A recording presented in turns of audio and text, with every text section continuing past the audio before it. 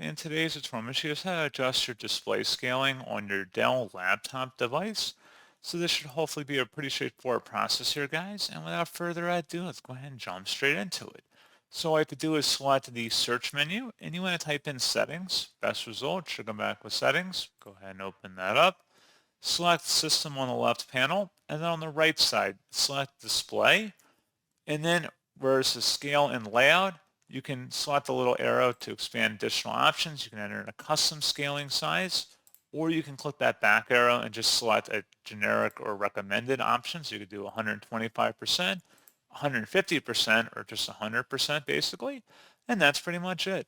So as always, thank you guys for watching this brief tutorial. I do hope that was able to help you out, and I do look forward to catching you all in the next tutorial. Goodbye.